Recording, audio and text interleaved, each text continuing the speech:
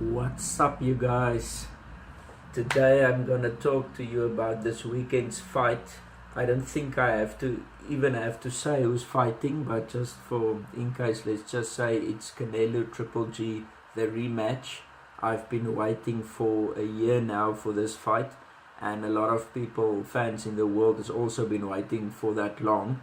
It took exactly a year before this fight could be made. There's a lot of dramas and controversies in the first fight, and in the lead up to the next fight it got cancelled. Canelo got tested for clenbuterol, we'll talk about that later, etc, etc. But I'm excited. It's showing on HBO in America, it's showing on DSTV in South Africa, so all the South Africans, you are in for a treat for the nice one. Anyway, this video is about is called "Why Does Canelo Win This Fight?" If Canelo wins, I'm gonna tell you why I think he will win. Right, just a few pointers, then I'm done. First off, Canelo is the younger fighter. His youth counts for him. He's 28 years old now. Golovkin is 36 years old, so it's an 8-year age gap. I believe Canelo is in his prime now. If he's not in his prime, he's on his way towards his prime, because he just came up a year ago to 160 pounds from 154. That means he's still growing, so he haven't even stopped growing yet. So that's why I think he's not reached his prime yet. So that's a big factor, if you ask me. Another quick thing is the fighting record. His fighting record is 52 professional fights.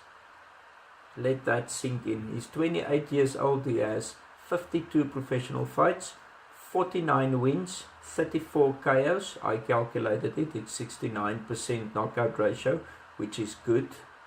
Very good, better than the past weekend's fighters' knockout ratio. One loss against Mayweather when he was still very green, very young and white drained and all that nonsense, and 2 draws. Right, so now you know all about Canelo, or enough. So first off, he's in his advantage, he has the youth. The second point is he's the more technical fighter. Please don't crucify me. I'm not saying Golovkin is not a technical fighter. I'm just saying Canelo is a more technical fighter. If you see him fight, you can see he's a bit more cute. They say in the boxing world, the fighter is cute. He's a bit more slick. He moves a bit more around. He's got good upper body movement. He moves around well in the ring. Everything just looks a bit better. So he's the more technical fighter, and he works a lot more on tactics. Like I said, Golovkin is, I won't say he's not a technical fighter. He actually has a very high pedigree, but his focus is more on just offense.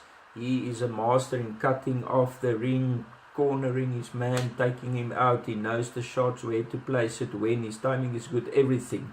It just takes more from Canelo. So I'm just going to leave it there. Canelo is, in my eyes, the more technical fighter, and usually in rematches, the more technical fighter does better in the rematch, because he learns more and he adapts more. If I can give 2 quick examples, just for sake of time, is I don't know if you've watched the first fight, Mayweather versus Castillo. It was a very, very close competitive fight. Castillo actually, a lot of people say Castillo won that fight. A lot of people say it was a draw. I like to quote Dan Rayfield. He had that fight a draw. So it was very close and competitive.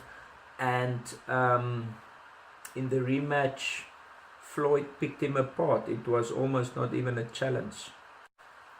Yeah, like I said, it wasn't even a challenge. The same goes for Andre Ward versus Sergey Kovalev. In the first fight, Kovalev won. That's not even a question in my mind. And what happened in the second fight? And Ward is the more technical fighter. Obviously, Mayweather is also the more technical fighter in the first example. And what happened in the second fight with Ward Kovalev? Kovalev got knocked out. So that's just a good example for you. Third, Canelo is now more comfortable at middleweight. Like I said, he used to fight for years at the 154 division, junior middleweight. This is the first fight that is fought at 160 pounds, so it's 6 pounds up. I know it doesn't sound like a lot, but in boxing it's a lot. You put on more muscles, you get a bit fatigued a bit quicker, you have to adjust to the size of the opponent. There's a lot of things coming into play. This was his first fight against the champion at 160. So the second time around, I think he's going to be a bit more comfortable. So that definitely counts for him. The fourth one is he has a lot to prove after this doping allegations. If you don't know the story in a nutshell, he got tested positive for clenbuterol. I don't know if I pronounced that right, but they just call it clen. That's the slang word for it. It helps your body to to burn fat quicker and to build muscle easier. There's a lot of evidence that may want you to believe that he did it, and there's a lot of evidence that will convince you that he didn't do it and it was just contaminated Mexican beef that he ate. I personally don't think he cheated. I thought it was a bit irresponsible of him not to check what he was eating, but it was his fault, and he said it's his fault that he wasn't up to date with the situation with the meat and everything. But nonetheless, that's the situation. I just feel he has a lot more to prove now, because he wants to prove to the people he wasn't on juice when he got the draw against Golovkin. That was him, and now he wants to win it with all these tests and stuff. Now he's cleaner than ever, and if he can win it now, then it will take away that blemish on his record. Then he can say afterwards, look, I beat him now, and you all know I didn't use anything. On the other side, if he gets knocked out now or beaten properly, it's just gonna make people think more, he did juice the first time, that's why he was so bad in the second fight. So he's got a lot to prove in this one, and I think it's very good motivation for him to do even better. The fifth and second last part is he has already felt Golovkin's power, and I don't think he's afraid anymore. So he will probably let his hands go a bit more. He will have a bit more confidence and all that. It can only do you good to have more confidence in a fight. Don't be reckless, but good confidence is always a winner. Okay, and last but not least, this is my wild card for the fight. I love a good wild card.